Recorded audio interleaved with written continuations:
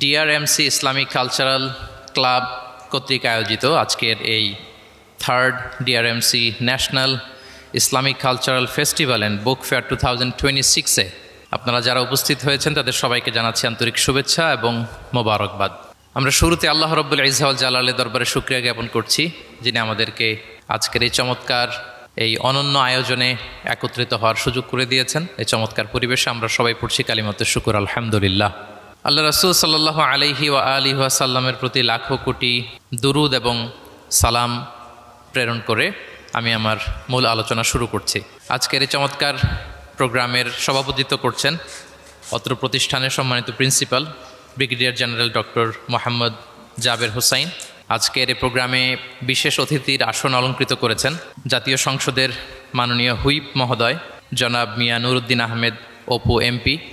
আমাকে সুনির্ধারিত একটা টপিকে কিছু আলোকপাত করতে বলা হয়েছে। টপিকটা হচ্ছে দ্য এক্সাম্পলারি প্রফিটিক বিহেভিয়ার, অর্থাৎ আল্লাহ রাসূল সাল্লাল্লাহু আলাইহি ওয়া আলিহি ওয়াসাল্লামের অনুপম চরিত্র।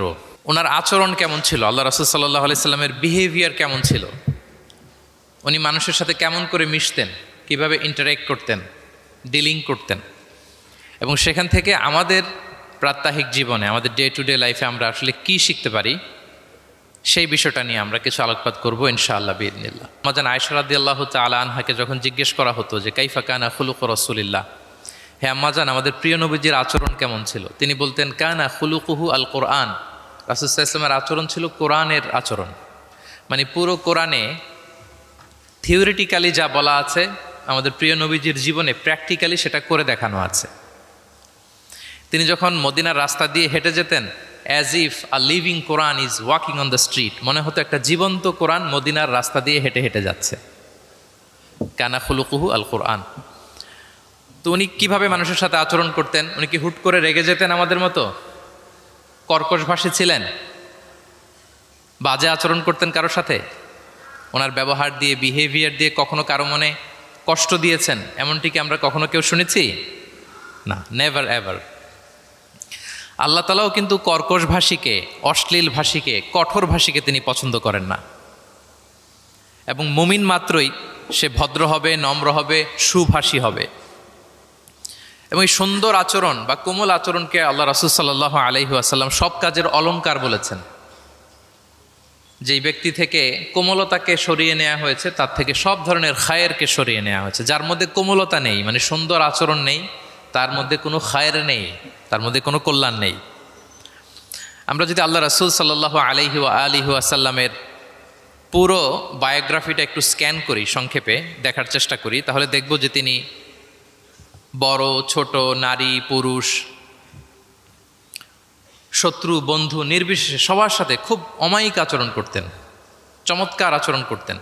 এবং রাসূল সাল্লাল্লাহু আলাইহি ওয়াসাল্লামের এই চমৎকার আচরণে মুগ্ধ হয়ে অনেক ঘোরতর শত্রু তার বন্ধুতে পরিণত হয়েছিল। সুবহানাল্লাহি বিহামদি। এবং এত ভালো আচরণের অধিকারী ব্যক্তিত্ব হয়েও তিনি আল্লাহর কাছে দোয়া করতেন যে আল্লাহ, আপনি আমার দেহটাকে, আমার দেহ সৌষ্ঠব, আমার দৈহিক অবয়ব যেরকম সুন্দর করেছেন, আমার চরিত্রটাকে, আমার আচরণটাকেও আল্লাহ আপনি সুন্দর করে দিন। এত সুন্দর আচরণের অধিকারী হওয়ার পরেও তিনি বলতেন আল্লাহুম্মা হাসসানতা খালকি ফাহাসসিন খুলুকি, মানে হে আল্লাহ, আপনি আমাকে দেখতে যেরকম সুন্দর বানিয়েছেন। আল্লাহ রাসূল সাল্লাল্লাহু আলাইহি ওয়াসাল্লামের চেয়েও দেখতে সুন্দর কোনো মহাপুরুষ কি পৃথিবীতে এসেছিল? এত সুন্দর মানুষ হওয়া সত্ত্বেও তিনি আল্লাহর কাছে দোয়া করতেন, আল্লাহ আমি দেখতে যেমন সুন্দর, আমার আচরণটাও যেন তেমন সুন্দর হয়। আপনারা আয়নার সামনে দাঁড়ালে এই দোয়াটা পড়েন?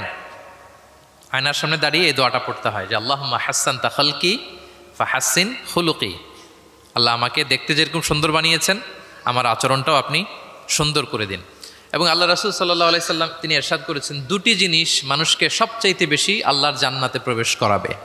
একটি হচ্ছে তাকওয়াল্লাহ, আল্লাহর ভয়, আর একটি হচ্ছে হুসনুল খুলুক, সুন্দর আচরণ। রিপিট, আমি আবারও বলছি, দুটি জিনিস মানুষকে সবচাইতে বেশি আল্লাহর জান্নাতে প্রবেশ করায়। একটি হচ্ছে আল্লাহর ভয়, তাকওয়াল্লাহ, আরেকটি হচ্ছে সুন্দর আচরণ, হুসনুল খুলুক। এখানে বলা হয়নি যে নামাজ মানুষকে বেশি জান্নাতে প্রবেশ করাবে, রোজা প্রবেশ করাবে, যাকাত করাবে, হজ করাবে, এমন কিছু বলা হয়েছে না, বরং সুন্দর আচরণ মানুষকে বেশি জান্নাতে প্রবেশ করায়।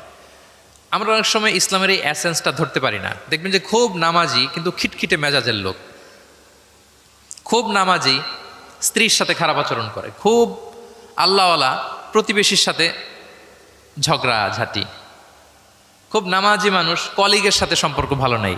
এরকম লোক আমাদের সমাজে আছে না নাই বলেন? তার মানে ইসলামের যে ট্রু অ্যাসেন্স এটা ধরতে পারে নাই। আশেপাশের নেইবরের সাথে, কলিগের সাথে, বন্ধুদের সাথে, সহপাঠীদের সাথে যে ভালো আচরণ করতে হয়, গুড বিহেভিয়ার করতে হয়, এবং এটাই যে আমাকে সবচেয়ে বেশি জান্নাতে প্রবেশ করানোর মাধ্যম হতে পারে, এটা আমরা ভুলে যাই। প্রিয় বন্ধুরা, আমরা যেন এই ব্যাপারটাকে ছোট মনে না করি। সবচেয়ে বেশি জান্নাতে মানুষকে প্রবেশ করায় তাকওয়াল্লাহ, হুসনুল খুলুক, আল্লাহর ভয়, আরেকটা কি? সুন্দর আচরণ। অনেক ছোট ছোট বন্ধুদেরকে আমি দেখতে পাচ্ছি অডিয়েন্সের মধ্যে। আমরা আমাদের সহপাঠীদের সাথে, বন্ধুদের সাথে ভালো আচরণ করব তো আজকে থেকে? হ্যাঁ, সাউন্ড খুব অল্প হয়েছে, আমি শুনি নাই, আরো জোরে করবো কি না? ইনশাআল্লাহ আমরা ভালো আচরণ করব, এবং আমার সহপাঠীদের সাথে, বন্ধুদের সাথে ভালো আচরণ, এটাই আমাকে জান্নাতে প্রবেশ করাবে ইনশাআল্লাহ। বলি সবাই। একটা চমৎকার হাদিস দিয়ে আমার মূল আলোচনা শুরু করি। আল্লাহ রাসূল সাল্লাল্লাহু আলাইহি ওয়া আলিহি ওয়াসাল্লাম তিনি বলেন, আনা যাঈমুন বিবাইতিন ফি রাবাদিল জান্নাতি লিমান তারাকাল মিরাআ ওয়া ইন কানা মুহিক্কান। প্রিয় নবীজি বলেন যে আমি ওই ব্যক্তিকে জান্নাতের আঙ্গিনায় একটা ঘরের সুসংবাদ দেই যে তর্ক করার সময় নিজের সঠিক, সে হকের উপর আছে, এটা জেনেও সে তর্ক করে না। তর্ককে, আর্গুমেন্টকে, ডিবেটকে স্যাক্রিফাইস করে, যে না আমি ঝগড়ায় যাব না, যদিও সেই সঠিক। এরকম স্যাক্রিফাইস যে করে জান্নাতের আঙ্গিনায়, তাকে আমি একটা ঘরের সুসংবাদ দেই। এরপর প্রিয় নবীজি বলছেন, অবি বাইতিন ফি ওয়াসাতিল জান্নাতি লিমান তারাকাল কাযিবা ওয়া ইন কানা মাজিহান। আর আমি ওই ব্যক্তিকে জান্নাতের মাঝামাঝি স্তরে একটা ঘরের সুসংবাদ দিচ্ছি, যে ব্যক্তি কৌতুক করেও মিথ্যা বলে না। He was kidding, he was joking, but he never tells a lie. মজা করতেছে, জোক করতেছে, কিন্তু জোকের মধ্যেও সে কি করে না? মিথ্যা বলে না। তাকে জান্নাতের মাঝামাঝি স্তরে আমি একটা ঘরের গ্যারান্টি দিচ্ছি। এরপর আল্লাহ রাসূল সাল্লাল্লাহু আলাইহি ওয়াসাল্লাম বলতেছেন, ওবি বাইতিন ফি আ'লাল জান্নাতি লিমান হাসানা খুলুকা। আর আমি অ্যাট দ্য ভেরি হাই, মানে পিক অফ দ্য প্যারাডাইস, জান্নাতের একেবারে সর্বোচ্চ স্তরে একটা বাসভবনের গ্যারান্টি ওই ব্যক্তিকে দেই যে অন্যের সাথে ভালো আচরণ করে। মানে হাসানা খুলুকা, যে তার চরিত্রটাকে সুন্দর করেছে, যার আচরণটাকে সুন্দর করেছে, যার আচরণটা অমায়িক আচরণ, মাধুর্যপূর্ণ আচরণ, ওই ব্যক্তিকে আমি at the highest peak of paradise, জান্নাতের সর্বোচ্চ চূড়ায় একটা বাসভবনের গ্যারান্টি দিচ্ছি। আল্লাহু আকবার। তাহলে আমার আশেপাশে যারা আছে তাদের সাথে ভালো আচরণ করা, গুড বিহেভিয়ার করা, এটা ছোটোখাটো কোনো বিষয় নয়, এটা অনেক গুরুত্বপূর্ণ একটা বিষয়। কিন্তু আমরা অনেক সময় এটার গুরুত্বটা বুঝতে পারি না, এটাকে ছোট করে দেখি। তো সম্মানিত বন্ধুরা, আমরা দেখব যে আমাদের প্রিয় নবীজি অন্যের সাথে কিভাবে আচরণ করেছেন।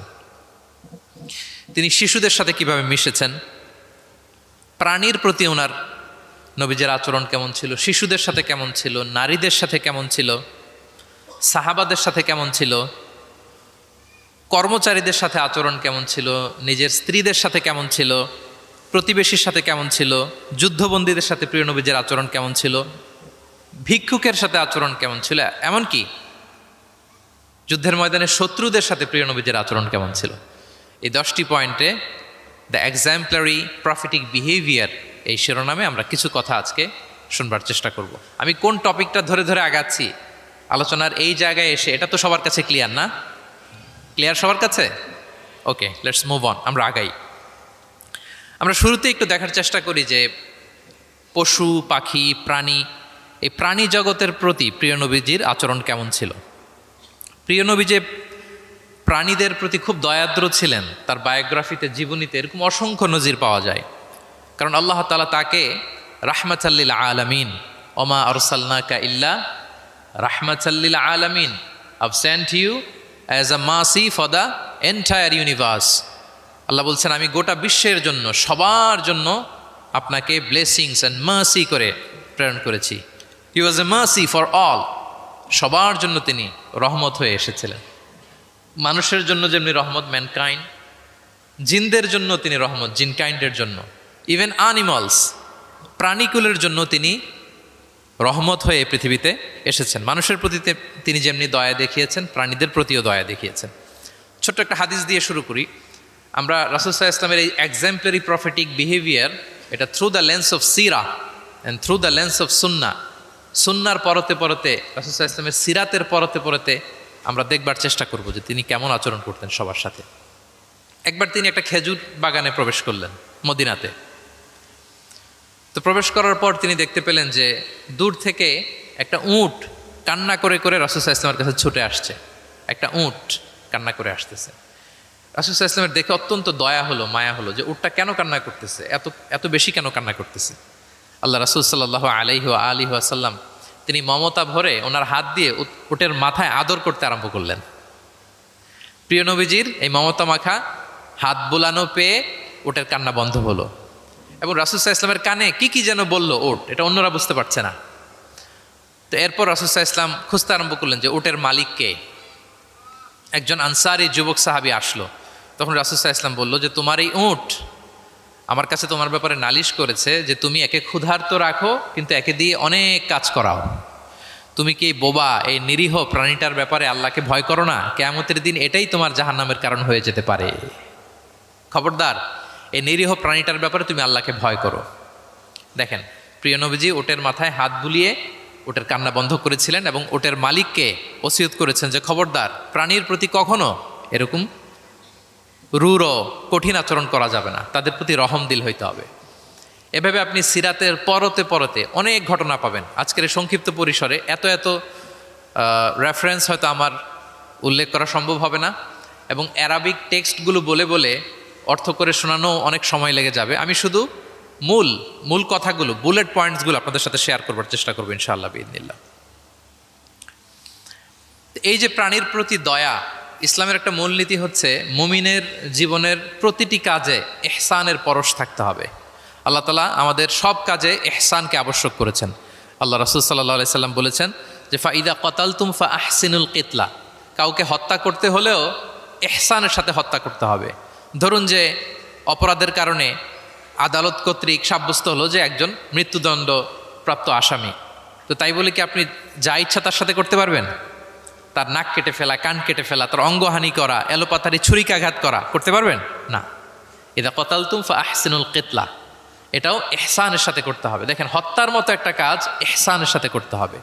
ওয়া ইদা যাবাহতুম ফাআহসিনুয যাবহা, প্রিয় নবীজি বলেন তোমরা যখন জবেই করবে, কুরবানি করবে, এখানেও ইহসানের সাথে করবে। আল্লাহু আকবার।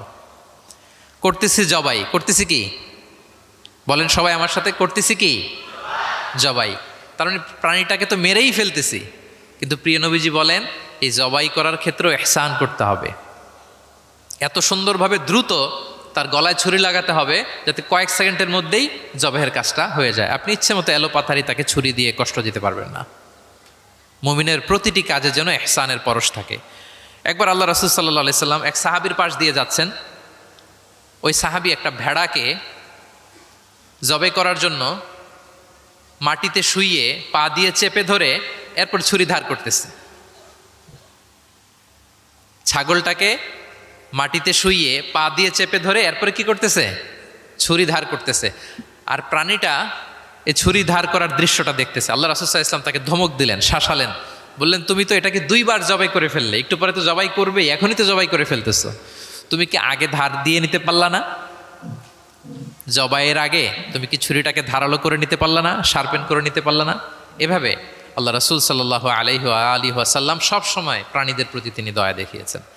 এবং তিনি বনি ইসরায়েলের একটা ঘটনা বলতে যেয়ে তিনি বলেছেন যে একজন প্রস্টিটিউট লেডি, ব্যভিচারী নারী, যার জন্য জাহান্নাম বরাদ্দ ছিল, কিন্তু একটা তৃষ্ণার্ত কুকুরকে পানি খাওয়ানোর কারণে আল্লাহ তাআলা ওই পাপাচারী নারীকে জান্নাত দান করেছেন।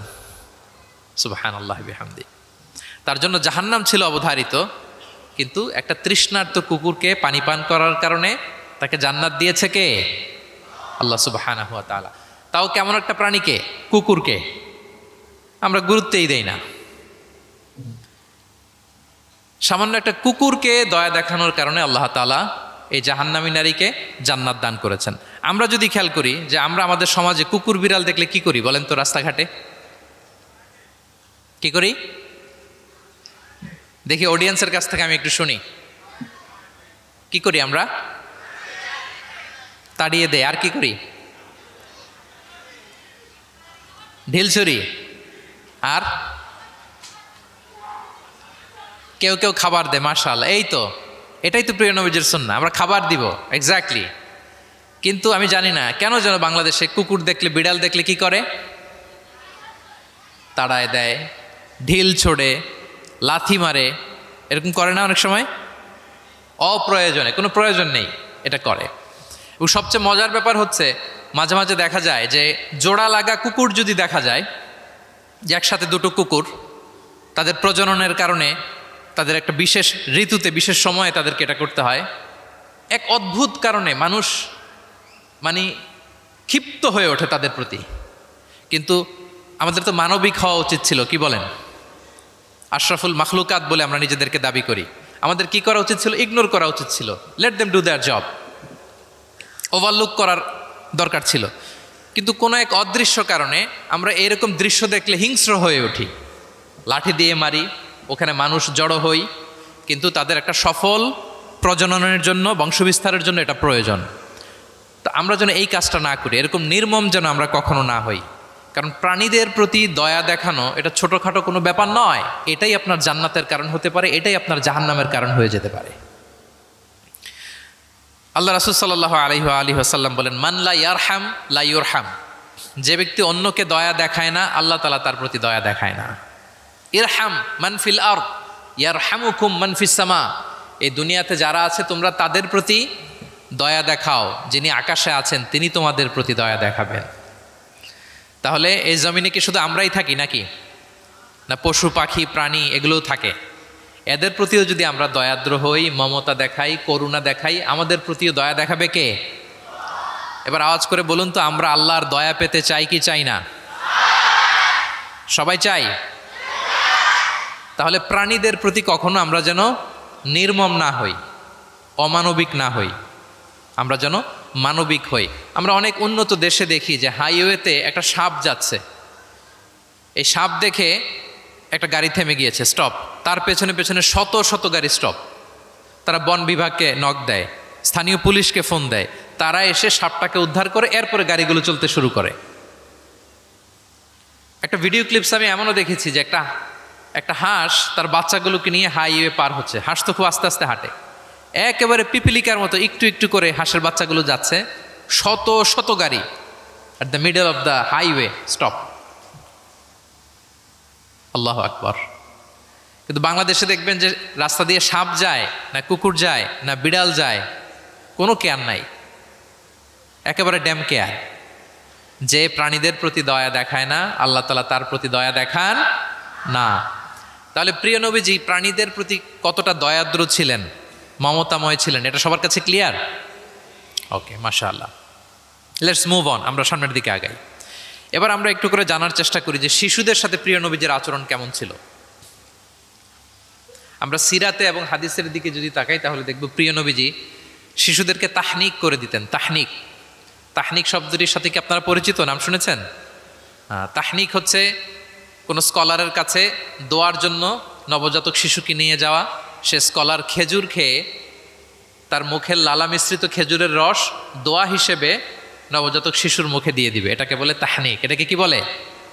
আমি করেছি অনেক জায়গায়, অনেক মা বাবা তাদের সন্তানদেরকে নিয়ে এসেছে খেজুর নিয়ে, তা আমরা বিশ্বনবীর সুন্নাহ হিসেবে এটা করে দিয়েছি। আল্লাহ রাসূল সাল্লাল্লাহু আলাইহি সাল্লামের কাছে তাহনিক করতে সাহাবারা আসতো, তিনি শিশুদেরকে পরম মমতায় তাহনিক করে দিতেন। মদিনাতে যখন সাহাবারা আসলো, তাদের কারো ঘরে কোনো সন্তান জন্মাচ্ছিল না। আল্লাহ রাসূল সাল্লাল্লাহু আলাইহি সাল্লামের শ্যালিকা আবু বকর রাদিয়াল্লাহু তাআলা আনহুর কন্যা আয়েশা রাদিয়াল্লাহু তাআলা আনহার বড় বোন আসমা বিনতে আবি বকর, তিনি প্রেগনেন্ট অবস্থায় মক্কা থেকে মদিনায় হিজরত করলেন এবং কোবাতে আসার পরপরই উনি বাচ্চা ডেলিভারি করলেন, পুত্র সন্তান। ওনার ঘর আলোকিত করে জন্ম নিল আব্দুল্লাহ ইবনে জুবাইর।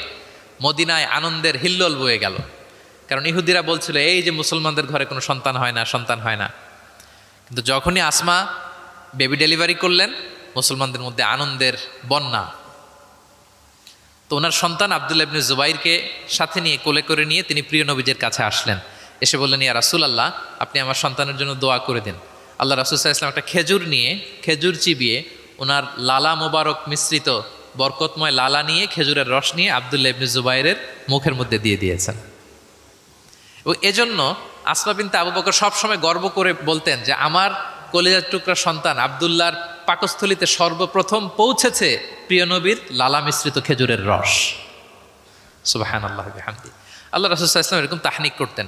আপনারাও সুযোগ হলে আপনাদের স্থানীয় যে স্কলাররা আছেন, ভালো স্কলার আল্লাহওয়ালা মানুষ, তাদের কাছে সন্তানদেরকে নিয়ে তাহনিক করাবেন।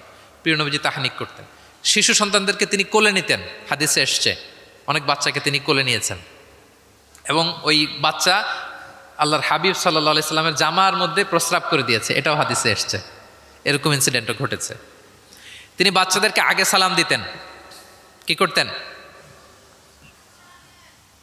আমরা দেই, এই যে ছোট বাচ্চারা বলতেছে না, ওদের পক্ষে গেছে কথা, এই জন্যে কি তোমাদের আব্বু আম্মু তোমাদেরকে আগে সালাম দেয় না? দেয় নাকি দেয় না? তাহলে আমরা আগে সালাম দিব বাচ্চাদের। আমাদের সালাম দেয়া দেখেই তারাও সালামের ব্যাপারে আস্তে আস্তে অভ্যস্ত হবে। প্রিয় নবীজি বাচ্চাদের আগে সালাম দিতেন, গালে হাত বুলিয়ে দিতেন, মাথায় হাত বুলিয়ে দিতেন, হাদিসে এসছে। জাবির ইবনে সামুরা একজন সাহাবী, তিনি ওনার শৈশবকালের স্মৃতিচারণ করছেন। তিনি বললেন, একবার মসজিদে নবীর পাশে আমরা কিছু বাচ্চারা দাঁড়িয়েছিলাম। প্রিয় নবীজি নামাজ শেষ করে বেরোলেন, প্রতিটি বাচ্চার গালে তিনি হাত বুলিয়ে দিচ্ছেন। দিতে দিতে এলো আমার পালা। তিনি শৈশবের স্মৃতিচারণ করে বলছেন যে প্রিয় নবীজি যখন আমার গালে হাত লাগালেন, আমি একটা হিম শীতল পরশ অনুভব করলাম। এবং তিনি বললেন যে মদিনার বাজারে যখন আতরওয়ালারা আসতো, আতরের যে প্যাকেট বা লাগেজ উনি যখন খুললে একটা চমৎকার স্মেল আসতো, প্রিয় নবীজির হাত থেকে আমরা ওইরকম একটা সুগন্ধির গন্ধ পেলাম। আল্লাহু আকবার। তাহলে বাচ্চাদের দেখলে তিনি মাথা এবং গালে হাত বুলিয়ে দিতেন। তিনি বাচ্চাদেরকে দেখলে চুমু খেতেন, বাচ্চাদের সাথে খুব মজা করতেন, খেলাধুলা করতেন। হাদিসে এসছে ওনার চাচাতো ভাই যারা আছে ছোট ছোট, তাদেরকে তিনি লাইন ধরে দাঁড় করাতেন আর বলতেন, মান সাবাকা ইলাইয়া ফালাহু কাদা ওয়া কাদা। দেখি কে এসে আমাকে আগে ধরতে পারে, যে ফার্স্ট হবে তাকে এটা দিব, যে আগে ধরতে পারবে তাকে এটা দিব। আল্লাহু আকবার। এবং তারাও আনন্দে উৎফুল্ল হয়ে দৌড়াতে দৌড়াতে কেউ প্রিয় নবীজির বুকের উপরে এসে ঝাপটে পড়তো, কেউ কাঁধে উঠতো, কেউ পিঠে উঠতো। এভাবে দৌড়ে বিষ্ণু ইসা ইসলামের কাছে তারা আসতেন। এবং মাঝে মাঝে তিনি শিশুদের মধ্যে কোনো ভুলভাল কিছু দেখলে শুধরে দিতেন। ওমর ইবনে আবি সালামা রাদিয়াল্লাহু তাআলা আনহু তিনি বলছেন, আমি যখন ছোট ছিলাম একবার প্রিয় নবীজির কোলে বসা ছিলাম, আমাদের সামনে খাবার দেয়া হলো, তো আমি খাবারের এখান থেকে নেই ওখান থেকে নেই, এদিক সেদিক থেকে খাবার নিচ্ছি। আল্লাহ রাসূল সাল্লাল্লাহু আলাইহি ওয়াসাল্লাম আমাকে বললেন, ইয়া গোলাম, হে বৎস, সাম্মিল্লাহ, তুমি বিসমিল্লাহ বলো। তাহলে খাওয়ার শুরুতে আমরা কি বলবো? ওয়া কুল বিয়ামিনিক, এবং ডান হাতে খাও। কোন হাতে? কোন হাতে? ডান হাতে। আচ্ছা। ওয়াকুল বিয়ামিনিক ওয়াকুল মিম্মা ইয়ালিক, আর তোমার সামনে যেটা আছে ওখান থেকে খাও। ডানে বায়ে সামনে পিছনে এদিক থেকে ছোটাছুটি করে টানাটানি করো না। তিনি বলেন যে বিশ্বনবী যখন আমাকে এই গাইডলাইন দিলেন, তারপর থেকে আজীবন আমি এই সিস্টেমেই খেয়েছি, আজীবন এই সিস্টেমেই খেয়েছি। তাহলে এটিকেটস অফ হ্যাভিং ফুড, খাবারের যে এটিকেটস রাসূল সাল্লাল্লাহু আলাইহি ওয়াসাল্লাম বাচ্চাকে শিখিয়ে দিলেন। আরেক হাদিসে এসছে, সাদাকার খেজুর স্তূপ করা ছিল মদিনায়, জাকাতের খেজুর। হঠাৎ ওনার নাতি, আল্লাহ রাসূল সাল্লাল্লাহু আলাইহি ওয়াসাল্লামের নাতি হাসান রাদিয়াল্লাহু তাআলা আনহু জাকাতের খেজুর একটা নিয়ে খাওয়া শুরু করলেন। ছোট মানুষ, কোনটা জাকাতের খেজুর আর কোনটা খাওয়া যাবে এটা তো উনি বুঝতেন না। ছোট্ট মানুষ জাকাতের খেজুর খাওয়া শুরু করলেন। দূর থেকে প্রিয় নবীজি দেখে দৌড়ে গেলেন, দৌড়ে মুখ থেকে টেনে খেজুরটা বের করলেন। হাদিসে এসেছে প্রিয় নবীজি বলতে আরম্ভ করলেন, ইরমি বিহা কিখ কিখ। এটা একটা অ্যারাবিক এক্সপ্রেশন। কিখ কিখ মানে আমরা বাংলায় যেটা বলি ওয়াক, থু থু, থু মেরে ফেলে দাও।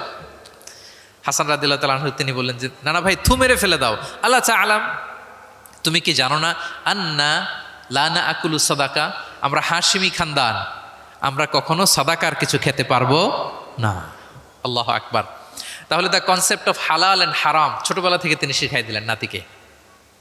এভাবে শিশুদেরকে আদর করতেন, ভালোবাসা দিতেন, মায়া মমতায় জড়িয়ে রাখতেন এবং ভুল করলে পরম মমতায় শুধরে দিতেন।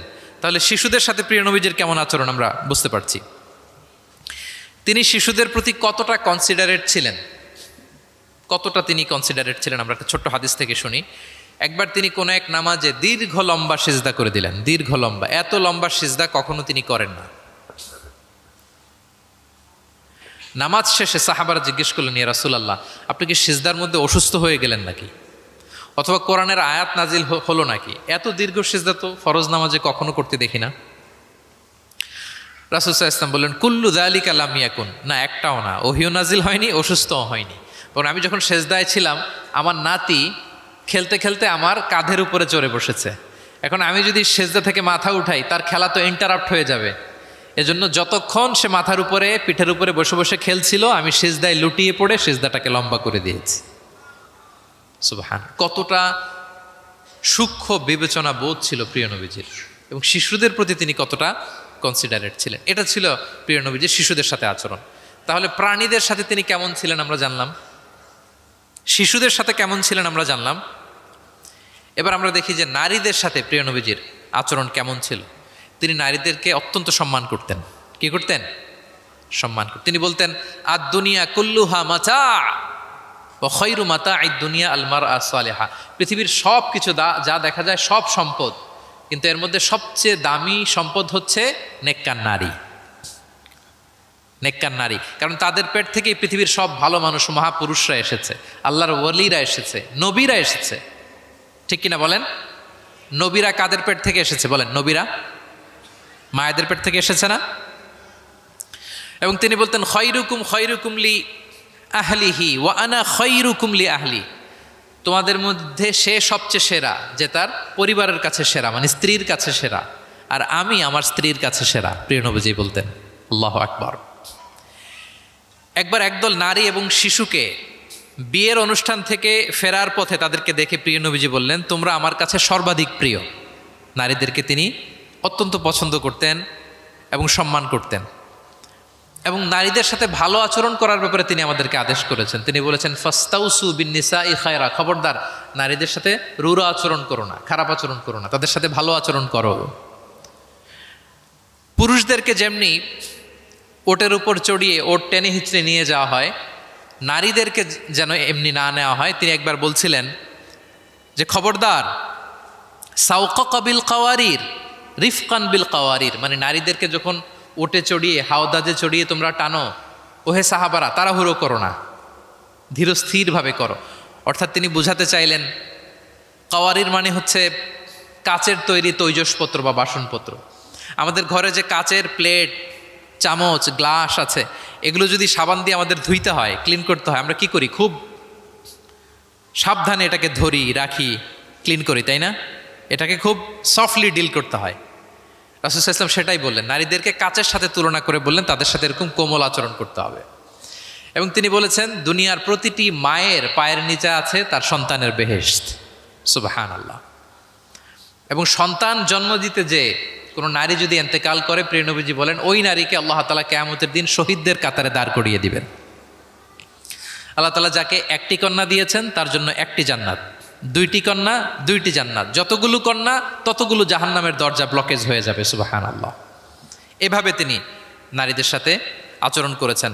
নারীরা মদিনার সমাজে প্রিয় নবীজির পেছনে সালাতে অংশগ্রহণ করত।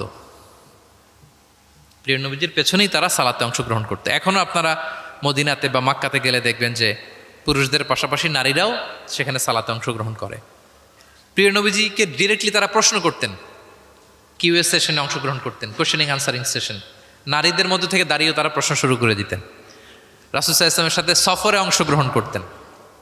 এভাবে প্রিয় নবীজি নারীদেরকে একটা মর্যাদার আসনে রেখেছেন, তাদের সাথে এইভাবে তিনি ডিল করতেন।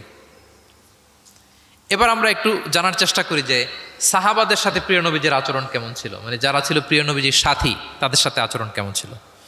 আমরা জানি যে সাহাবারা হচ্ছে প্রিয় নবীজির হাতে গড়া ছাত্র, হাতে গড়া টিম। নবীজির সুখে দুঃখে সবসময় তারা থাকতো এবং প্রিয় নবীজিকে আগলে রাখতো। প্রিয় নবীজির অ্যাকম্পেনি তারা কখনো মিস করতে চাইতো না।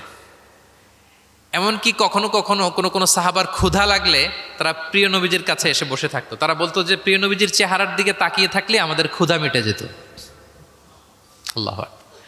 নবীজির নুরানি চেহারার দিকে তাকিয়ে থাকলে কি হতো? পেটের ক্ষুধা চলে যেত।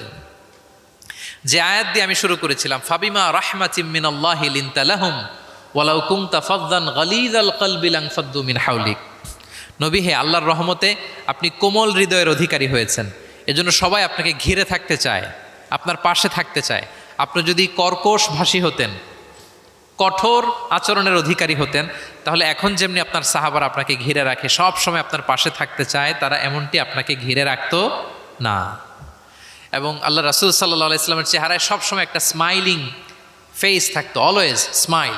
তিনি বলতেন, তাবাসসুমুকা ফি ওয়াজহি আখিকা সাদাকা, your smile to your brother it's a charity.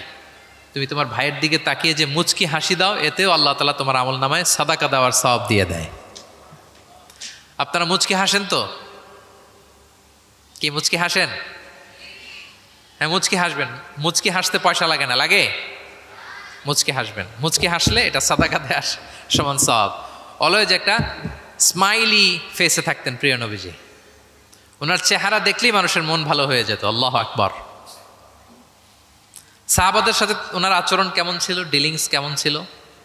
এক নম্বরে তিনি খুব কোমল আচরণ করতেন সাহাবাদের সাথে। কেউ যখন প্রিয় নবীজির সাথে কথা বলতো, ওই লোক কথা বলার সময় চোখ না ফেরালে প্রিয় নবীজি কখনো তার থেকে চেহারা ফেরাতেন না। মুসাফা করার সময় যিনি প্রিয় নবীজির সাথে মুসাফা করেছেন, ওই লোক হাত টেনে না নিলে প্রিয় নবীজি কখনো হাত টেনে নিতেন না। সুবহানাল্লাহ, হোয়াট এ হাম্বল পার্সোনালিটি।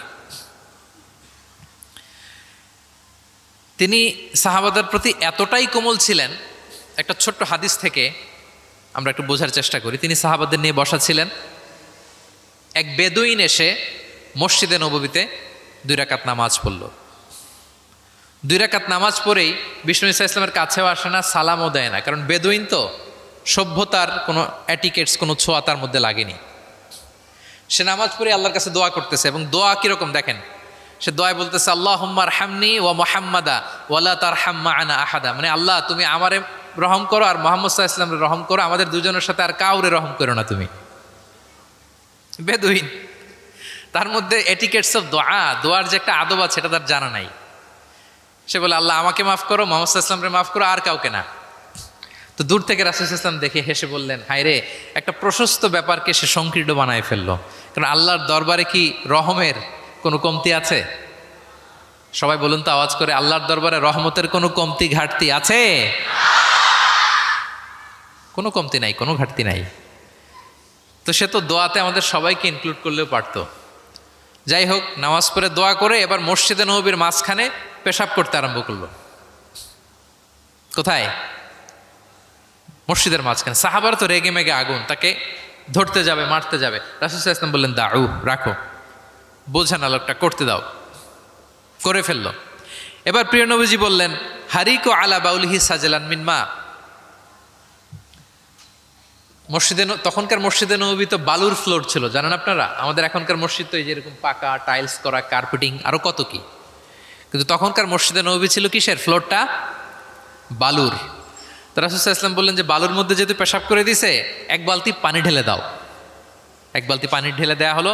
আর সাহাবাদেরকে তিনি শান্ত হতে বললেন যে, থামো, তার প্রতি আগ্রাসী হয়েও না, কারণ ফাইন্নামা বুইসতুম মুয়াসসিরিন, তোমরা সহজপন্থী হয়ে প্রেরিত হয়েছো। ওয়ালাম তুবআসু মুআসসিরিন, তোমরা কট্টরপন্থী হয়ে প্রেরিত হও নাই।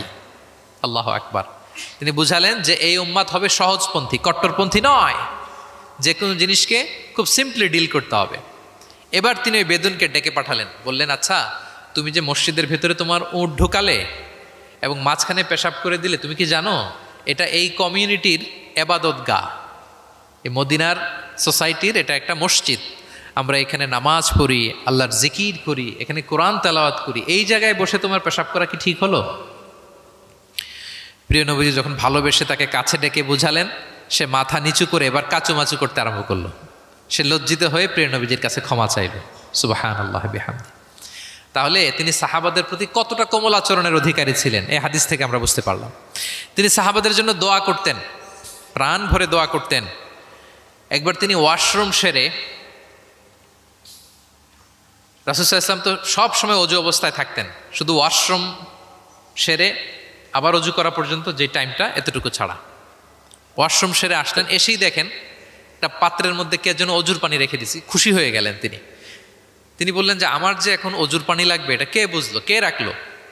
বলা হলো যে এটা আব্দুল্লাহ রেখেছে, ছোট্ট আব্দুল্লাহ, ওনার কাজিন আব্দুল্লাহ ইবনে আব্বাস, ওনার চাচাতো ভাই। উনি এত খুশি হলেন ছোট্ট আব্দুল্লাহর এই কাজে যে আমার যে এখন অজুর পানি লাগবে এটাও কি করে বুঝলো। উনি এত খুশি হলেন, খুশি হয়ে তার জন্য একটা দোয়া করলেন।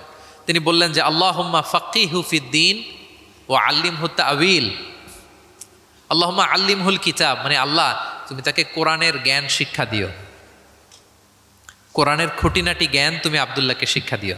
এবং প্রিয় নবীজির দোয়ার বরকতে আব্দুল্লাহ ইবনে আব্বাস রাদিয়াল্লাহু তাআলা আনহু তিনি রাইসুল মুফাসসিরিন, গোটা বিশ্বের সব মুফাসসিরদের সম্রাট হয়ে গিয়েছে।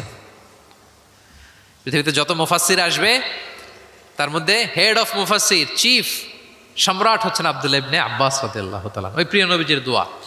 আমি গত সপ্তাহে ওনার মসজিদ ভিজিট করে এসেছি, তায়েফে। উনি শেষ জীবনে তায়েফে থাকতেন, ওখানে ইন্তেকাল করেছেন, ওখানেই ওনাকে কবরস্থ করা হয়েছে।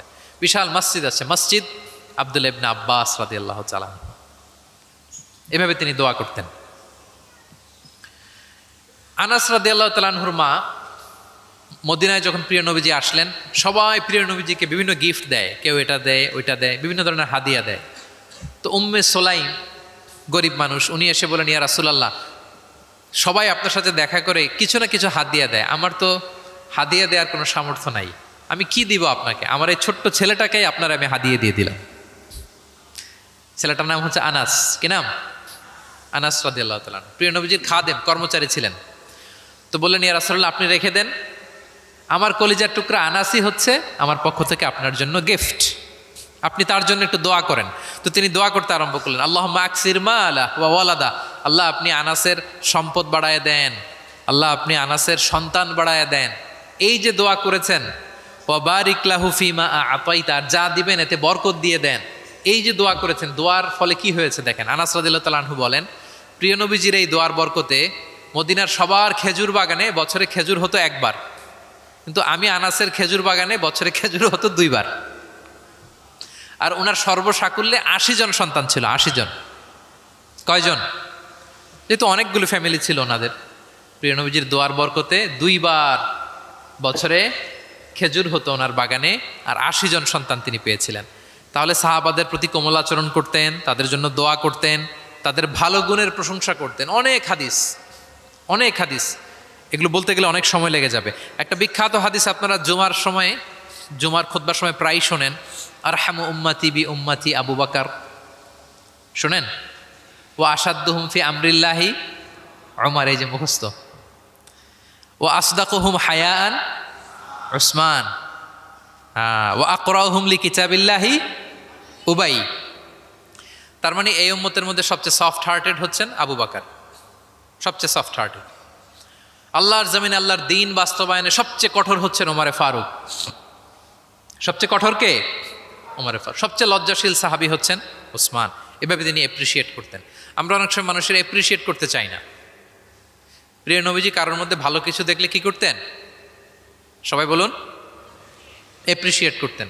আপনার ছেলের মধ্যেও, আপনার মেয়ের মধ্যেও কোনো ভালো গুণ দেখলে আপনি অ্যাপ্রিসিয়েট করবেন, দোয়া করবেন, উজ্জীবিত হবে সে, ইন্সপায়ার্ড হবে। আমরা অনেক সময় আমাদের ছেলে মেয়েদেরকে উৎসাহ দেই না, তার মধ্যে যে কি কারিশমা আমরা জানিই না, মনে করি যে A+ পাইলেই বুঝি সফল। A+ পায় নাই, পাশের ঘরের কেউ পাইছে, বলে যে যা ওর পা ধোয়া পানি খা, এরকম বলে না বাংলাদেশে? নিজের ছেলে A+ পায় নাই, পাশের ঘরের একজন পাইছে, তো কি বলে? তার পা ধোয়া। এইটা বলে কিন্তু ওর মনোবল আপনি শুরুতেই নষ্ট করে দিলেন, ভেঙে দিলেন। না, ওর মধ্যে হয়তো অন্য ধরনের কোনো যোগ্যতা আছে, অন্য ধরনের ক্যালিবার আছে। সো তাদেরকে অ্যাপ্রিসিয়েট আমাদেরকে করতে হবে। প্রিয় নবীজি যে কোনো সাহাবীর মধ্যে যে কোনো ভালো গুণ দেখলে তিনি অ্যাপ্রিসিয়েট করতেন। আবু মুসা আল-আশআরী রাদিয়াল্লাহু তাআলা আনহুর কণ্ঠটা ছিল বড় চমৎকার। তিনি একবার বললেন, ইয়া আবা মুসা লাকাদ উতিতা মিজমার মিন মাজামিরি আলি দাউদ, দাউদ নবীর গলায় আল্লাহ যে সুরের ঝংকার দিয়েছে, এই উম্মতের মধ্যে আল্লাহ তোমার গলায় সেই সুরের লহরী ঢেলে দিয়েছে। সুবহান। তো তিনি বলেন, ইয়া রাসূলুল্লাহ, আমি তো আপনার সামনে কখনো কোরআন তেলাওয়াত করিনি, আমার গলায় যে সুর আছে আপনি কি করে বুঝলেন? প্রিয় নবীজি বলেন, গত রাতে তোমার ঘরের পাশ দিয়ে যাচ্ছিলাম, তুমি যে তেলাওয়াত করছিলে আমি দরজার বাইরে, ঘরের দেয়ালের বাইরে দাঁড়িয়ে দাঁড়িয়ে শুনছিলাম। আবু মুসা বলে, ইয়া রাসূলুল্লাহ, আপনি শুনছিলেন, এটা যদি আমি টের পেতাম আমি ফজর পর্যন্ত শুধু তেলাওয়াত করতেই থাকতাম। সুবহানাল্লাহ পড়বেন না? তাহলে আমরা যেন এপ্রিসিয়েট করি, প্রিয় নবীজি এপ্রিসিয়েট করতেন, সাহাবাদেরকে যথাযথ তারবিয়া দিতেন, তাদের সাথে মাঝে মাঝে রসিকতা করতেন, খোশ গল্প করতেন, সাহাবীদের সাথে একসাথে মিলেমিশে কাজ করতেন। মসজিদ নির্মাণের ঘটনা আমরা জানি, কোবা মসজিদ, মসজিদে নববী। এমন না যে চেয়ারে বসে থেকে এই তোমরা মসজিদ বানাও, না। একজন ট্রু লিডারের বৈশিষ্ট্য হচ্ছে উনি সামনে এগিয়ে যাবেন, ওনাকে দেখে দেখে ফলোয়াররা ফলো করবে, ঠিক কি না? প্রিয় নবীজি নিজে মাটি বহন করেছেন, পাথর বহন করেছেন, নিজে খন্দকের পরীক্ষা খনন করেছেন, পেটে পাথর বেঁধেছেন। এটা ছিল সাহাবাদের সাথে প্রিয় নবীজির ইন্টারাকশন, ডিলিংস, মেলামেশা। এবার আমরা একটু দেখি যে প্রিয় নবীর যারা খাদেম ছিলেন, কর্মচারী ছিল, তাদের সাথে কেমন আচরণ ছিল। আমরা তো আমাদের বাসায় পান থেকে চুন খসলেই হাত তুলে ফেলি কাজের লোকদের গায়ে, এরকম দেখি না আমরা? দেখেছেন পত্রপত্রিকায়? খুব বেশি মানুষের অধিকার নিয়ে কথা বলে, মানবাধিকার কর্মী, কিন্তু ঘরের গৃহকর্মী যারা আছে পিটিয়ে একেবারে পিঠ লাল করে ফেলছে, এরকম দেখি না আমরা? কথার কাজের কোনো মিল নাই। কিন্তু প্রিয় নবীজির বায়োগ্রাফি যদি আমরা স্ক্যান করি তাহলে দেখব আম্মাজান আয়েশা রাদিয়াল্লাহু তাআলা আনহা বলেন, তিনি কখনো তার কোনো কর্মচারীর গায়ে হাত তুলেননি। আরে হাত তোলা তো দূর কি বাত, তিনি কটু কথাও বলেন নাই, ধমকও দেন নাই। সরাসরি ওনার খাদেম আনাস রাদিয়াল্লাহু তাআলা আনহুর জবানবন্দি শুনুন। ডিরেক্ট কারো ব্যাপারে জানতে হলে আপনি তার ড্রাইভারের কাছ থেকে খোঁজ পাবেন, কর্মচারীর কাছ থেকে খোঁজ পাবেন, মানে ঘরের কাজের বুয়ার কাছ থেকে খোঁজ পাবেন, দারোয়ানের কাছ থেকে খোঁজ পাবেন। বিশ্বনবীর দারোয়ান বা কর্মচারীর কাছ থেকে শুনেন ওনার আচরণের ব্যাপারে।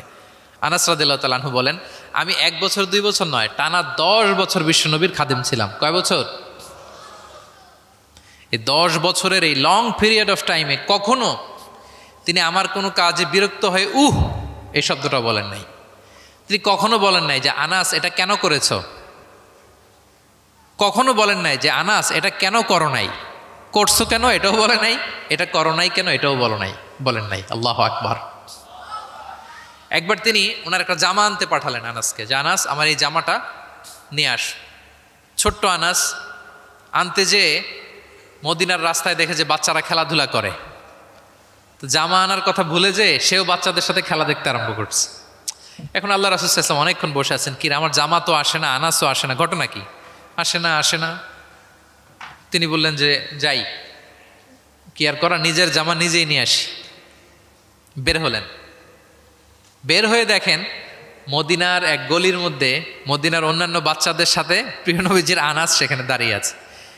তিনি চোখ বড় করলেন না, চোখ লাল করলেন না, ধমক দিলেন না, শাসালেন না, উনিও আস্তে করে আনাস রাদিয়াল্লাহু তাআলা আনহুর পিছনে যে দাঁড়িয়ে রইলেন। এখন খেলা দেখে এদিকে দেখে ওদিকে দেখে দেখতে দেখতে হঠাৎ আনাস রাদিয়াল্লাহু দেখেন যে পিছনে কে দাঁড়িয়ে আছে, স্বয়ং প্রিয় নবীজি দাঁড়িয়ে আছে। উনি ভয় পেয়ে গেলেন। আল্লাহ রাসূল সাল্লাল্লাহু আলাইহি সাল্লাম আনাস রাদিয়াল্লাহু তাআলা আনহুকে কিছুই বললেন না, ধমক দিলেন না, শাসালেন না, পিট্টি দিলেন না, জাস্ট এ স্মাইল, শুধু একটা মুচকি হাসি দিলেন। কি দিলেন? আনাস রাদিয়াল্লাহু তাআলা আনহু বলেন, সেদিনের বিশ্বনবীর সেদিনের মুচকি হাসির শাসন মৃত্যুর আগ পর্যন্ত আমাকে সোজা পথে রেখেছে। তাহলে প্রিয় বন্ধুরা, শাসন করতে জানলে বেত দিয়ে শাসন করতে হয় না, গায়ে হাত তুলতে হয় না, ধমকাতে হয় না। শাসন করতে জানলে সামান্য একটা মুচকি হাসি দিয়ে শাসন করা যায়, ঠিক কিনা বলেন? কর্মচারীদের সাথে বিশ্বনবী সাল্লাল্লাহু আলাইহি ওয়াসাল্লামের আচরণ ছিল ঠিক এমন। এবার আমরা দেখি স্ত্রীদের সাথে কেমন আচরণ করতেন তিনি। স্ত্রীদেরকেও তিনি আগে সালাম দিতেন। স্ত্রীদেরকে কি করতেন? আগে সালাম দিতেন। আমাদের মধ্যে একটা ভুল বোঝাবুঝি আছে, আমরা অনেক সময় মনে করি যে না, স্ত্রীদের হয়তো আগে সালাম দিতে হবে, স্বামীরা সালাম দিবে না, এরকম একটা টেন্ডেন্সি থাকে। এটা ভুল। সবাইকে আগে সালাম দেওয়ার একটা কম্পিটিশন আমাদের মধ্যে থাকতে হবে। সালাম মানে হচ্ছে শান্তি। সালাম মানে কি? শান্তি। আপনি যদি ঘরে শান্তি ঢুকাতে চান আগে সালাম দিবেন। আমাদের ঘরটা, আমাদের প্রত্যেকের পরিবার, ঘর, সংসার, এটা শান্তিময় হোক। বলুন তো আমরা চাই কি চাই না? তাহলে এই ঘরে আমরা সালাম ঢুকাবো। কি ঢুকাবো? আওয়াজ করে সবাই বলুন, কি ঢুকাবো? ঘরে যেই প্রথমে কি করব আমরা? ঘরে যেই আমরা সালাম দিয়ে ফেলবো, আসসালামু আলাইকুম। দেখবেন যে কোনো ঝগড়া নাই, কোনো অশান্তি নাই। অনেকে বলে যে হুজুর ঘরের ভেতরে শুধু অশান্তি, অনেক অশান্তি, অনেক ঝগড়া। এরকম হয় আপনাদের? আপনাদের হয়? এর কারণ হচ্ছে শান্তির পয়গাম আমরা ঘরে ঢুকাই নাই। শান্তির পয়গাম আমরা ঘরে ঢুকাই নাই। ঘরে ঢুকে আমরা সালাম দিব। প্রিয় নবীজি আগে সালাম দিতেন। আম্মা জান আয়েশা বলেন যে অনেক চেষ্টা করেছি আমি দিব, লুকিয়ে থাকতাম মাঝে মাঝে, কিন্তু অনেক দূরে থেকে বিশ্বনবী বলে ফেলতেন আসসালামু আলাইকুম রহমতুল্লাহ। স্ত্রীদেরকে আগে সালাম দিতেন। মসজিদ থেকে নামাজ থেকে বের হয়ে স্ত্রীদেরকে ঘর পর্যন্ত পৌঁছে দিতেন। ঘরের ছোটোখাটো কাজে তিনি সহায়তা করতেন। নিজের জামার সেলাই করতেন, মাঝে মাঝে জামা থেকে চুল থেকে উকুন বের করতেন, হাদিসে আছে। ছাগলের দুধ নিজে দহন করতেন, হাদিসে আছে। সাংসারিক কাজে সহযোগিতা করতেন এবং খুবই হৃদ্যতাপূর্ণ সম্পর্ক ছিল স্ত্রীদের সাথে। আম্মা জান আয়েশা রাদিয়াল্লাহু তাআলা আনহা কোনো পেয়ালার যেই জায়গা থেকে দুধ পান করতেন, ঠিক পেয়ালাটা নিয়ে ওই জায়গা থেকেই প্রিয় নবীজি দুধ পান করতেন।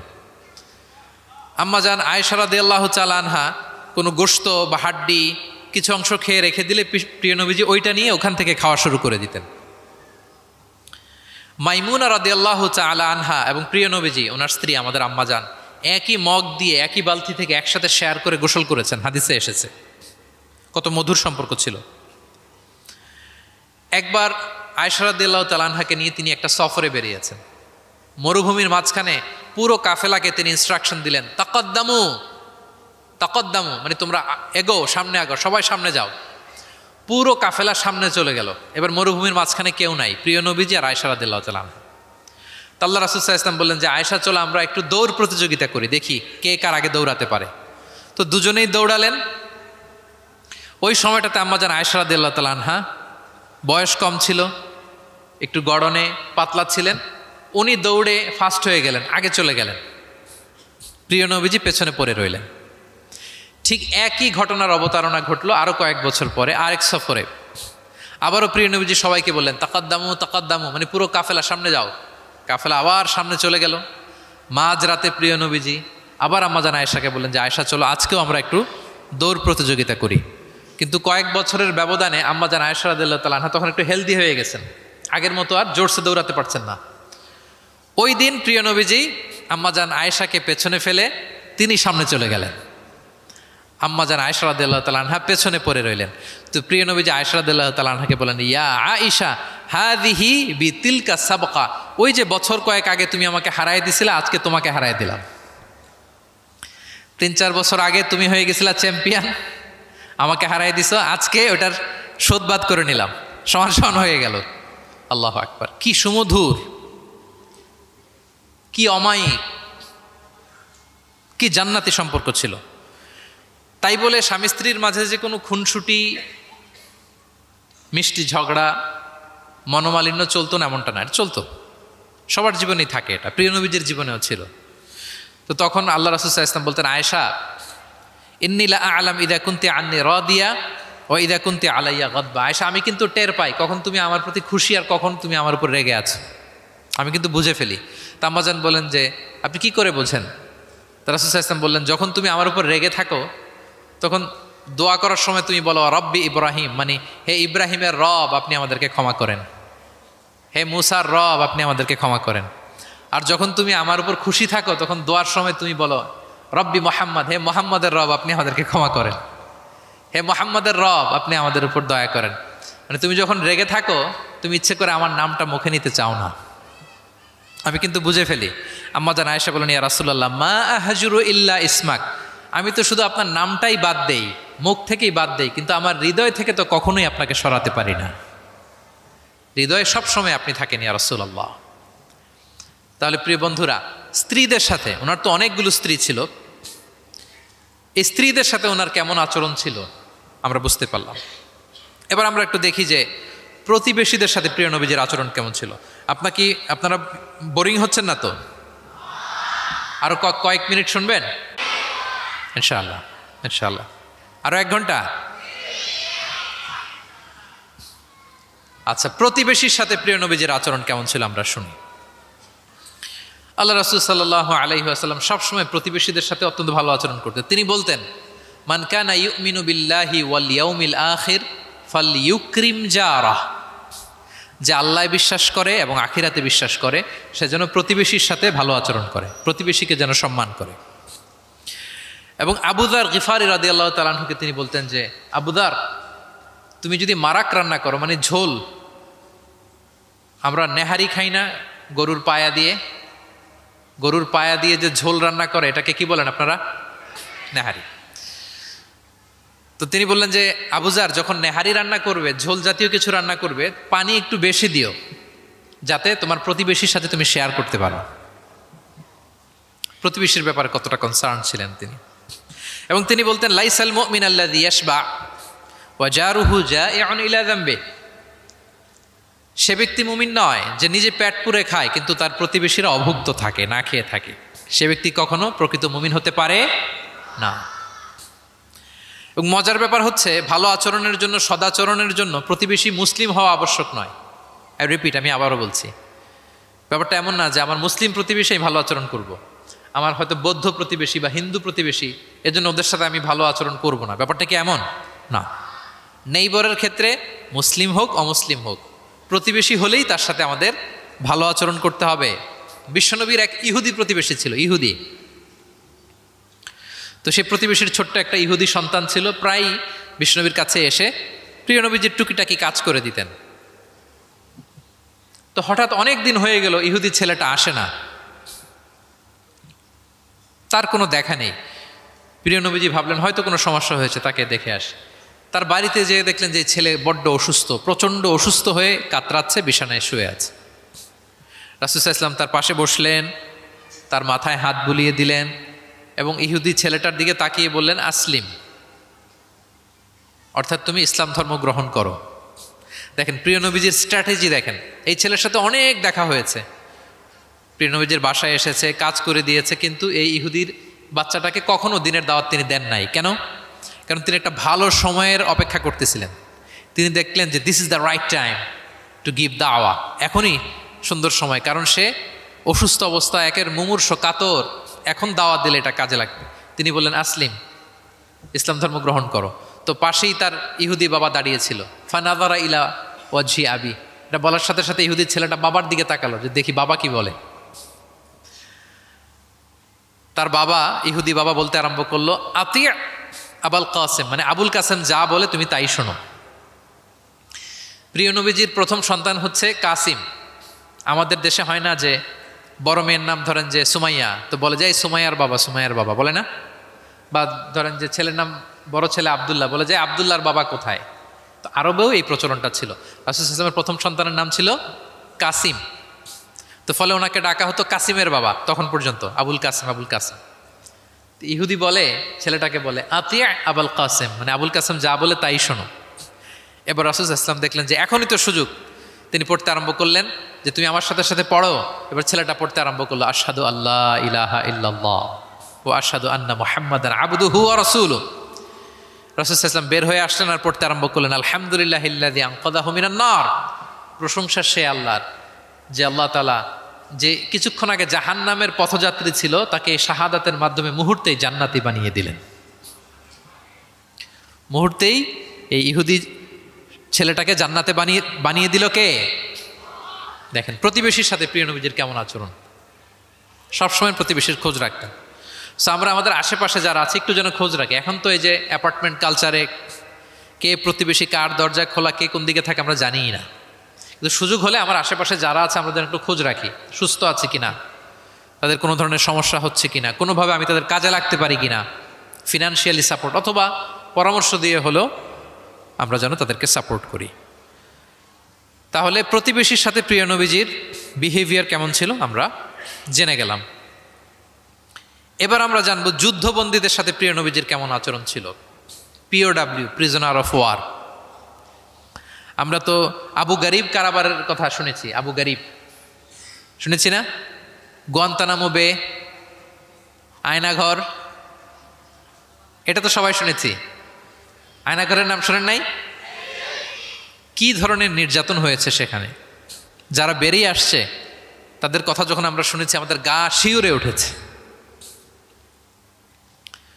যুগে যুগে যুদ্ধবন্দীদের সাথে মানুষ কেমন আচরণ করত। আয়নাঘরেরা তো আর যুদ্ধবন্দী না, তো এদেশের স্বাধীন নাগরিকদের উপর জুলুম করা হয়েছে, অপারেশন চালানো হয়েছে। তো যুদ্ধবন্দীদের সাথে প্রিয় নবীজির আচরণ কেমন ছিল আমরা যদি একটু দেখি, কম্পেয়ার টু এই আবু গারিব, গোয়ান্তানামো বে, এই সমস্ত আয়নাঘরের যে ইনসিডেন্ট আমাদের সামনে আছে, এটাকে একটু সামনে রেখে যদি দেখি যে যুদ্ধে যদি কেউ বন্দী হতো প্রিয় নবীজির হাতে, উনি কি আচরণ করতেন। আমরা যদি বদরের যুদ্ধ শেষে যারা বন্দী হয়েছে তাদের ঘটনা দেখি, দেখব যে প্রিয় নবীজি সাহাবীদের মাঝে তাদেরকে ভাগ করে দিয়েছেন এবং সব সাহাবীদেরকে এই যুদ্ধবন্দীদের সাথে ভালো আচরণের নির্দেশ দিয়েছেন। সাহাবারাও এই নির্দেশনা অক্ষরে অক্ষরে পালন করেছে। তারা তুলনামূলক কম দামি খাবারটা খেয়ে যুদ্ধবন্দীদেরকে দামি খাবারটা খাইয়েছেন। সুবহানাল্লাহ বিহামদি। একটা ছোট্ট ঘটনা শেয়ার করলে বুঝতে পারবেন যে প্রিয় নবীজি যুদ্ধবন্দীদের সাথে কেমন আচরণ করতেন। সুমামা ইবনে উসাল রাদিয়াল্লাহু তাআলা আনহু, উনি ইয়ামামার অধিবাসী ছিলেন। আল্লাহ রাসূল সাল্লাল্লাহু আলাইহি সাল্লামকে অ্যাসাসিনেট করার জন্য, মানে গোপনে হত্যার জন্য তিনি মদিনায় এসে সাহাবীদের হাতে ধরা পড়েন।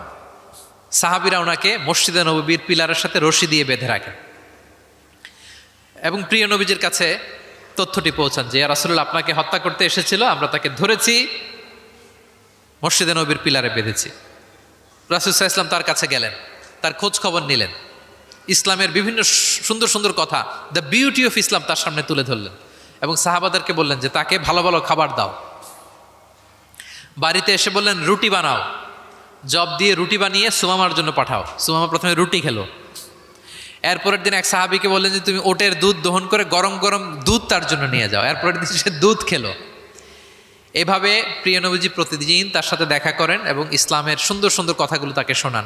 সুমামা তো অবাক যে তোমরা যুদ্ধবন্দীদের সাথে এমন আচরণ করো।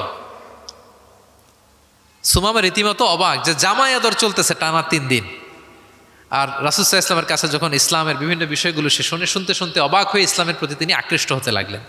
টানা 3 দিন তাকে যখন প্রিয় নবীজি দাওয়াত দিলেন, আপ্যায়ন করলেন, 3 দিন পরে প্রিয় নবীজি সাহাবীদেরকে বললেন, যাও এবার মসজিদে নববীর ওখানে যে সুমামার দেহ থেকে রশিটা খুলে দাও। সাহাবারা বললেন, ইয়া রাসূলুল্লাহ, সে ভয়ঙ্কর খুনি, সে অত্যন্ত ভয়ঙ্কর, আপনি তাকে চিনেন না। প্রিয় নবীজি বললেন, আমি যা বললাম তাই করো, যাও তার রশিটা খুলে দাও। সাহাবারা যে এবার সুমামার রশিটা খুলে দিল। সুমামা তখন মসজিদ থেকে বের হয়ে মসজিদে নববীর পাশেই একটা কুয়া ছিল, ওই কুয়ার ওখানে যে গোসল করলেন, গোসল করে অজু করে আসলেন। এসে মসজিদে নবীর সামনে দাঁড়িয়ে সাক্ষ্য দিলেন, আশহাদু আল্লাহ ইলাহা ইল্লাল্লাহ ওয়া আশহাদু আন্না মুহাম্মাদান আবদুহু ওয়া রাসূলুহু। এবার তিনি বললেন, হে আল্লাহর রাসূল, আমি সাক্ষ্য দিচ্ছি আল্লাহ ছাড়া কোনো ইলাহ নেই এবং আপনি আল্লাহর প্রেরিত রাসূল।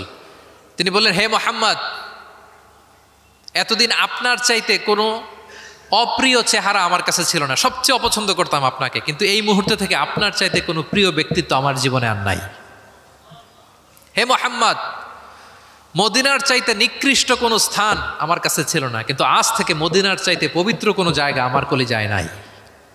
হে মুহাম্মদ, আজ পর্যন্ত ইসলামের চাইতে অপছন্দনীয় কোনো ধর্ম আমার কাছে ছিল না, কিন্তু এই মুহূর্ত থেকে ইসলামের চাইতে কোনো প্রিয় ধর্ম আমার কাছে নাই। আল্লাহু আকবার, আল্লাহু আকবার। যুদ্ধবন্দীদের সাথে বিষ্ণু ইসলাম কেমন আচরণ করেছেন। ঘোর শত্রু প্রিয় নবীজির ফলোয়ারে পরিণত হয়েছে, পরম বন্ধুতে পরিণত হয়েছে। সম্মানিত সুধী, এটা ছিল বিষ্ণু ইসলামের আচরণ যুদ্ধবন্দীদের সাথে। ভিক্ষুকের সাথে কেমন আচরণ করতেন একটা হাদিস বলে এগিয়ে যাই, যেহেতু আমাদের সময় নাই, 2-1 মিনিটের মধ্যে আমি শেষ করছি। প্রিয় নবীজির একটা অভ্যাস ছিল, কেউ কিছু চাইলে না করতে পারতেন না। ওনার ডিকশনারিতে না ছিল না। কি ছিল না? সবাই বলুন, কি ছিল না? কেউ এসে কোনো ফরিয়াদি চাইবে, উনি বলবেন না, এটা উনি বলতে পারতেন। একবার ওনার কাছে মাত্র একটা জামা, কয়টা জামা? মাত্র একটা জামা। এক ফরিয়াদি এসে বললেন, ইয়া রাসূলুল্লাহ, আমাকে একটা জামা দেন। তো উনি তো না করতে পারেন না, ওইটাই খুলে দিয়ে দিলেন। এবার তো উনি পড়তেও পারেন না জামা, বাইরেও বেরোতে পারেন না, খালি গায়ে কি করবেন? আল্লাহ আয়াত নাজিল করলেন, ওয়াল্লাযীনা ইযা আনফাকু লাম ইউসরিফু ওয়া লাম ইয়াকতুরু ওয়া কানা বাইনা যালিকা কওয়ামা। এর অর্থ হচ্ছে যারা দান করে, দান হওয়া উচিত এমন, কৃপণতাও করবে না আবার অতিমাত্রাও করবে না, মাঝামাঝি। তো বুঝাতে চাইলেন নবী, জামা যদি দুটো থাকতো তো একটা দিতেন, ছিল কয়টা? এটাই যে দিয়ে দিয়েছেন, এখন আপনি গায়ে রাখবেন কোনটা? আল্লাহু আকবার! কি রহমতের নবী, কি মায়ার নবী ছিলেন, না বলতে জানতেন না। এক নারী একটা চমৎকার চাদর বুনন করে সাজিয়ে প্রিয় নবীজির কাছে নিয়ে এসেছিলেন। তখন নবীজির জামা কাপড়ের খুব সংকট ছিল। ওই নারী এসে বলে, ইয়া রাসূলুল্লাহ, এটা উপহার হিসেবে আপনার কাছে এনেছি। প্রিয় নবীজি খুব খুশি হয়ে এটা গায়ে জড়ালেন, কারণ তখন জামা ছিল না খুব একটা। তো এই সুন্দর জামা দেখে এক সাহাবী এসে বলে, ইয়া রাসূলুল্লাহ, এই জামাটা আমাকে দেন। কি বলে? অন্য সাহাবারা রেগে গেলেন, এটা তুমি কাজটা ভালো করলে না, তুমি জানো যে নবীজির কাছে এখন জামা নাই, এটাই তুমি চাইলা। তখন প্রিয় নবীজি তো না করতে পারে না, ওই জামাটাই গা থেকে খুলে দিয়ে দিলেন। তো ওই সাহাবী বলে, তোমরা কি জানো আমি কেন চেয়েছি? কারণ এই জামাটা নবীজির গায়ে লেগেছে, আমি চাই এই জামা দিয়ে আমার কাফন দেয়া হবে। এবং ঠিকই ওই সাহাবীকে এই জামা দিয়ে কাফন দেয়া হয়েছিল। ভিক্ষুকের সাথে কেমন আচরণ! একবার তিনি চাদর পরিহিত অবস্থায় রাস্তা দিয়ে হাঁটছিলেন, এক ভিক্ষুক এসে ওনার গায়ের চাদর ধরে এমন জোরে টান মারলেন, গলিদুল হাসিয়া, ওই চাদরের এই পাশে ডিজাইন করা ছিল, প্রিয় নবীজির ঘাড়ের এদিকে চামড়ায় দাগ পড়ে গেল, তিনি ব্যথা পেলেন এবং বললেন, ইয়া মুহাম্মদ মুরলি মিন মালিল্লাহ, দাও, কোষাগারে কি আছে ওখান থেকে আমারে কিছু দাও। মানে এটিকেট জানে না, আদব নাই তার মধ্যে। আসছে ভিক্ষা করতে, আসছে কি করতে? ভিক্ষুকরা তো এমনি একটু অনুনয় বিনয় করে যে দেন, আমার কাছে কিছু নাই, দয়া করে দেন। তো সেটা না করে, অনুনয় না করে, সে আরো রাফ অ্যাটিটিউড করে এমন জোরে নবীজির চাদর ধরে টান দিলেন, ঘাড়ের এইখানে চামড়ায় দাগ পড়ে গেল এবং বললেন যে, হে মোহাম্মদ, দাও, কিছু দাও। রাসূল সাল্লাল্লাহু আলাইহি ওয়াসাল্লামের ওই যে হাতিয়ার, সবচেয়ে বড় হাতিয়ার কি ওনার? মুচকি হাসি। সবচেয়ে বড় হাতিয়ার কি? Just a smile. আবার একটা মুচকি হাসি দিলেন, দিয়ে পাশে যারা ছিল বললেন যে, যাও, বাইতুল মাল থেকে তাকে কিছু সম্পদ দিয়ে দাও। সুবহানাল্লাহ! একটা কঠিন সিচুয়েশন যখন আমরা রিয়্যাক্ট করি, রেগে যাই, ফকির এসে যদি আপনার জামা ধরে টান দেয়, ওরা কি দিবেন? কি করবেন? মাইট দিবেন? যে বলে যে মাইট দিব। প্রিয় নবীজি মুচকি হাসি দিয়ে বলেন, যাও, তাকে দিয়ে দাও। তাহলে এভাবে তিনি ওনার অনুপম বিহেভিয়ার দিয়ে, আচরণ দিয়ে মানুষের হৃদয় জয় করেছেন। প্রিয় ভাইরা, খেয়াল রাখবেন, কোমলতা দিয়ে যেটা জয় করা যায়, কঠোরতা দিয়ে সেটা পারা যায় না। আপনার সফট বিহেভিয়ার দিয়ে you can win the heart of the people, মানুষের হৃদয় আপনি জয় করে ফেলবেন, যেমনটা প্রিয় নবীজি করেছেন। সব শেষ পয়েন্ট, শত্রুর সাথে কেমন আচরণ করতেন, এটা বলেই আজকের আলোচনা শেষ। খুবই কম হাদিসে পাওয়া যায় যে তিনি বদদোয়া করেছেন, very rare. Most of the time তিনি দোয়া করেছেন হেদায়েতের। কিসের দোয়া করেছেন? হেদায়েতের দোয়া করেছেন। সাহাবারা একবার বলেন, ইয়া রাসূলুল্লাহ, দাউস গোত্র খুব গাদ্দারি করেছে, একটু বদদোয়া করেন, হাত তোলেন। রাসূল হাত তুলে বদদোয়া না করে হেদায়েতের দোয়া করে দিলেন।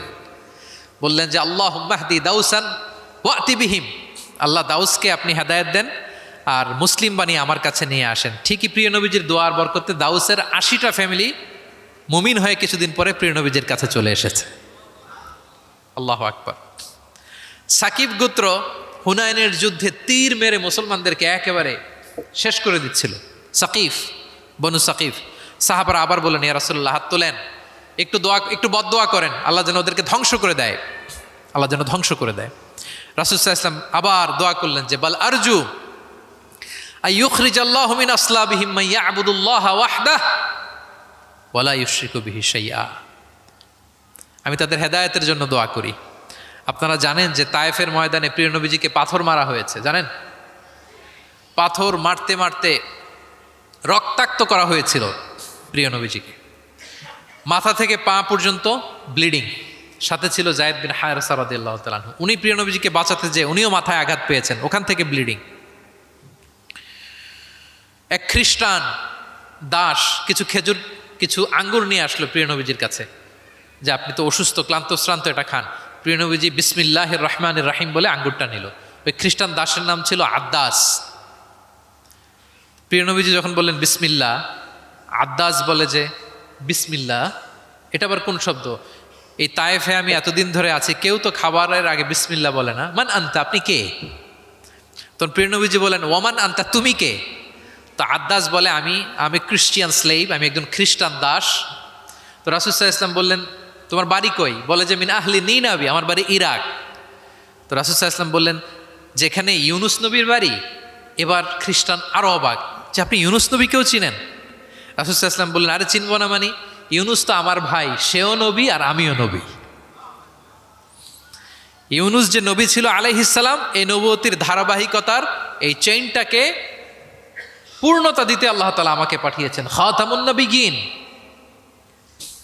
Seal of the all prophets. Addas অবাক হয়ে গেল। আদ্দাস রাদিয়াল্লাহু তাআলা আনহু ঠিক ওই জায়গায় এই খ্রিস্টান বালক রাসূল সাল্লাল্লাহু আলাইহি ওয়াসাল্লামের কাছে শাহাদা পড়ে মুসলমান হয়ে গেল। পাহাড় রক্ষী ফেরেশতারা এসে বললেন, ইয়া রাসূলুল্লাহ, আপনি বলেন তায়েফের দুই দিকের পাহাড় চাপা দিয়ে এমন এক কলাপস করে দিব, পুরো তায়েফবাসী মেসাকার হয়ে যাবে। রাসূল সাল্লাল্লাহু আলাইহি ওয়াসাল্লাম বললেন, না, তারা হয়তো ঈমান আনেনি, কিন্তু তাদের পরের জেনারেশন, তার পরের জেনারেশন, তাদের মধ্যে থেকে কেউ না কেউ থাকবে যারা পড়বে লা ইলাহা ইল্লাল্লাহ মুহাম্মাদুর রাসূলুল্লাহ। তাই হয়েছে। আমি গত সপ্তাহে উমরায় ছিলাম, একদিনের জন্য তায়েফ গিয়েছিলাম। মসজিদের অভাব নাই, ইসলামিক ইনস্টিটিউশনের অভাব নাই। প্রিয় নবীজির সেই দোয়া সত্যিই বাস্তবায়িত হয়েছে। তায়েফবাসী তখন ঈমান আনে নাই, কিন্তু এখন লক্ষ লক্ষ মুসলিম কালেমার পতাকাবাহী বীর সেনানী তায়েফের জমিনে আছে না নাই? আচ্ছা। শত্রুদের সাথে তিনি এমন আচরণ করেছেন। উহুদের ময়দানে রক্তাক্ত হয়েছেন, দাঁত ভেঙেছে, হেলমেট ভেঙে দন্দন মোবারক শহীদ হয়েছে বিশ্বনবীর। কিন্তু হেদায়েতের দোয়া করেছেন। তিনি বলেছেন, আল্লাহুম্মা হাদি কওমি ফা ইন্নাহুম লা ইয়ালামুন। আল্লাহ, আমার কওমকে আপনি মাফ করেন, ওরা চিনে নাই, বুঝে নাই। শুধু যে ক্ষমাই চাইছে আল্লাহর কাছে তা না, ওদের হয়ে এক্সকিউজ করতেছে। শুধু এতটুকু করলে হয়তো যে আল্লাহ ক্ষমা করে দেন, শুধু এতটুকুই না, আবার বলতেছে আল্লাহ ওরা বুঝে নাই। ছোট মানুষ ভুল করলে আমরা কি বলি? যে কেন ভুলটা করছে, কারণ বুঝে না। ওর হয়ে আমরা ওকালতি করি। তো প্রিয় নবীজি বলতেছেন, আল্লাহ তাদেরকে হেদায়েত দেন আমার কওমকে, কারণ ফাইন্নাহুম লা ইয়ালামুন, আমি যে নবী তারা চিনে নাই, তারা আমাকে চিনে নাই, তারা বুঝতে পারে নাই। এভাবে আল্লাহ রাসূল সাল্লাল্লাহু আলাইহি ওয়াসাল্লাম শত্রুদের সাথে যুদ্ধের ময়দানে আচরণ করেছেন।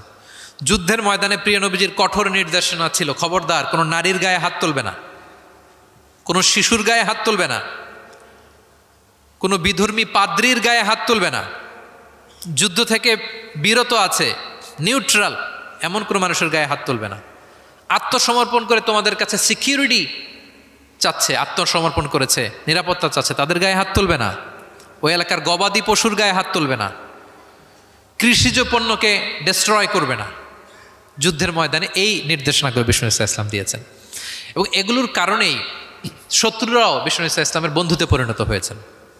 আমরা জানি যে এলাকায় থাকতে দেয় নাই, তায়েফে গিয়েছে, থাকতে দেয় নাই, আত্মীয় স্বজন সহ mental torture, physical torture and what not, কি করে নাই কোরাইশরা। সেই কোরাইশদের কাছে যখন অষ্টম হিজরিতে বিজয়ীর বেশে তিনি গেলেন, থার থার করে কাঁপতেছিল কোরাইশরা যে হায় রে, আজকে তো গত এই কয়েক যুগের প্রতিশোধ মোহাম্মদ নিবে, রক্তের বন্যা বইয়ে দিবে আজকে মক্কায়। কিন্তু সবার দিকে তাকিয়ে বিশ্বনবী কি বললেন? লা তাসরিবা আলাইকুমুল ইয়াউম ইযহাবু ফাআনতুমুত তালাকা, যাও, আজকে ক্ষমা করে দিলাম। ভাই ভাইয়ের সাথে যে আচরণ করবে, আজকে আমি তোমাদের সাথে ওই আচরণ করলাম। সুবহানাল্লাহ বিহামদিহি। This was the character and behaviour of the last messenger Muhammad সাল্লাল্লাহু আলাইহি ওয়াসাল্লাম। সম্মানিত সুধী, তাহলে আমরা যেটা বুঝলাম, কোমল আচরণ দিয়ে আপনি যা অর্জন করতে পারবেন, কঠোর আচরণ দিয়ে, রূঢ় আচরণ দিয়ে, খারাপ ব্যবহার দিয়ে পারবেন?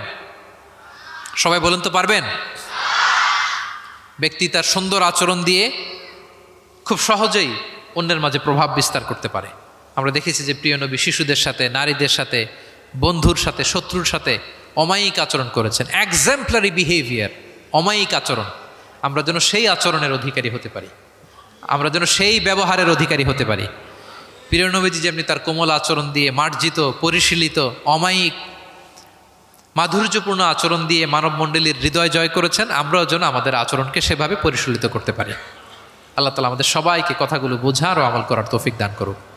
আমি আবারও ঢাকা রেসিডেন্সিয়াল মডেল কলেজের কর্তৃপক্ষকে এরকম চমৎকার একটি প্রোগ্রামের আয়োজন করবার জন্য ধন্যবাদ জানাই, এবং মাননীয় হুইপ মহোদয় সময় করে এসেছেন, ওনাকে আমি আন্তরিক শুভেচ্ছা এবং মোবারকবাদ জানিয়ে, এবং শিক্ষার্থী বন্ধুদেরকে আবারও প্রাণঢালা শুভেচ্ছা ভালোবাসা জানিয়ে আমার সংক্ষিপ্ত আলোচনা এখানেই শেষ করছি। হাযা মা ইনদি ওয়াল ইলমু ইনদাল্লাহি আলাইহি তাওয়াক্কালতু ওয়া ইলাইহি উনীব। ওয়াসসালামু আলাইকুম ওয়া রাহমাতুল্লাহি ওয়া বারাকাতুহু।